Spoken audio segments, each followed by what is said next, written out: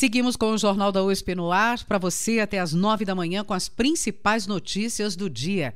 Após a crise de energia do início deste século, chamada de apagão, investimentos foram feitos para diversificar as fontes de energia elétrica.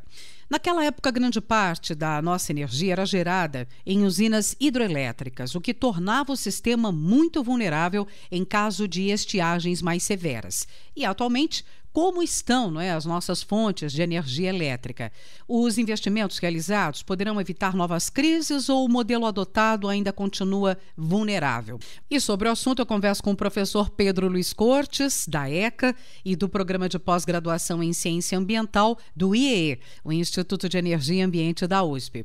Professor, bom dia, como vai? Bom dia, Roxane, bom dia, ouvintes. É um prazer falar com vocês. Professor, como é que evoluíram as fontes de energia após aquela crise no início deste século? Bom, Roxane, como você bem colocou, até a crise do apagão, basicamente o nosso suprimento de energia elétrica, ele era suprido por usinas hidroelétricas. O nosso sistema ele era muito dependente das condições hídricas das nossas bacias. A partir daquele evento, daquela crise, o governo ele incentivou a construção de usinas termoelétricas como uma forma de suprir a demanda crescente e também dar mais flexibilidade ao sistema para que, no caso de uma crise hídrica em alguma bacia que estivesse com volume mais baixo, as usinas termoelétricas elas poderiam entrar suprindo essa demanda adicional ou essa demanda que não estivesse sendo atendida pelas usinas hidroelétricas. E também o governo investiu muito na interligação de sistemas. Hoje, grande parte do nosso sistema de geração e distribuição ele é interligado, o que facilita a transferência de energia de uma região para outra. Então, o nosso sistema ele cresceu muito com investimentos na geração termoelétrica e também na interligação do sistema.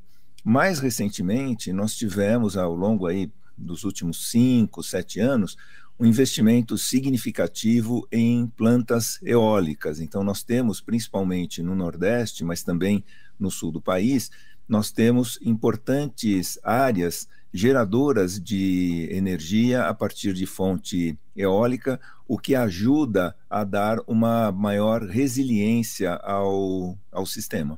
Essa é que é a questão, quer dizer, embora estejamos em crise, o que o senhor está dizendo é que o sistema hoje ele é mais resiliente do que há 2 décadas?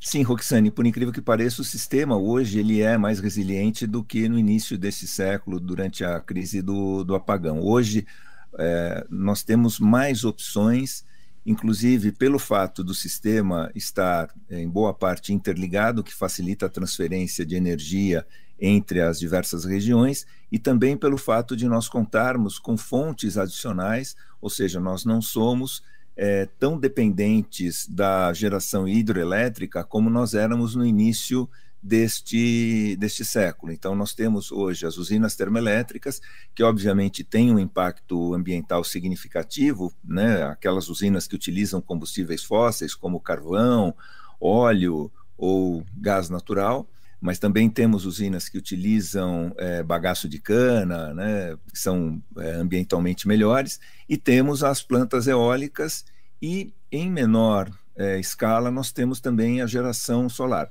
Mesmo com essa maior capacidade, com essa diversificação, essa resiliência obtida, ela mostrou-se insuficiente diante da crise atual. Então, nós precisamos repensar o nosso sistema de geração, de distribuição, para que ele se adapte às condições climáticas que vêm mudando de uma maneira muito rápida. Os relatórios do IPCC, do Painel Intergovernamental de Mudanças Climáticas da ONU, já vinham alertando já há vários anos sobre a ocorrência de eventos extremos, quando nós temos, por exemplo, estiagens prolongadas e severas, como nós temos atualmente ocorrendo na Bacia do Paraná, ou então episódios com chuvas muito intensas, né, o que foi verificado, por exemplo, hoje, né, ou recentemente no norte da Europa, na Ásia. Então, esses eventos climáticos, eles têm se apresentado de uma maneira muito intensa, e isso demanda uma revisão do nosso sistema de geração. Então, o professor diria que é justamente esse o principal desafio diante desses eventos extremos, né, que já estamos presenciando. Quer dizer, não é nada para o futuro, já é agora. É adaptar o nosso sistema de geração de energia a essas mudanças. Exatamente, Roxane. O que nós temos hoje é a necessidade de diversificar as fontes de geração, então nós precisamos de um investimento mais significativo em energia eólica. É interessante notar que em questão aí de 5 anos, um pouco mais do que isso, a capacidade instalada na geração eólica, ela hoje corresponde por metade da capacidade instalada das usinas termoelétricas, ou seja, o que as usinas termoelétricas conseguiram oferecer em 20 anos, a energia eólica vem oferecendo ao longo aí dos últimos 7 anos praticamente. Então, um prognóstico que eu faço é que nos próximos 10 anos, a energia eólica ela vai ter uma capacidade equivalente à das usinas termoelétricas hoje instaladas. Então, isso já ajuda bastante a diversificar o nosso sistema. Mas também a gente precisa caminhar para a geração solar, que uma opção interessante que se apresenta é a chamada microgeração solar, onde as residências podem adotar painéis solares para geração de energia, tornando essas residências muito pouco dependentes da rede pública. E, inclusive, quando elas tiverem um superávit na geração de energia, elas podem se tornar fornecedoras, são microgeradores solares que são colocados na rede, então isso daria maior resiliência ao sistema. É uma solução que ainda é cara, né? Isso demandaria um estudo melhor aí para que isso fosse mais acessível, mas nós temos opções e nós precisamos efetivamente repensar o nosso sistema de geração e de distribuição para que ele seja efetivamente resistente ou resiliente às mudanças climáticas, pois elas têm se apresentado, como eu disse, de uma maneira cada vez mais abrupta, mais intensa e mais rápida do que originalmente prognosticado. De qualquer forma, elas estão efetivamente acontecendo, não é uma aposta para o futuro. Essa é a nossa realidade, ou seja, o clima ele está efetivamente mudando. Professor Pedro Luiz Cortes, com a gente aqui sempre às sextas-feiras, ele que é do Programa de Pós-Graduação em Ciência Ambiental do IEE.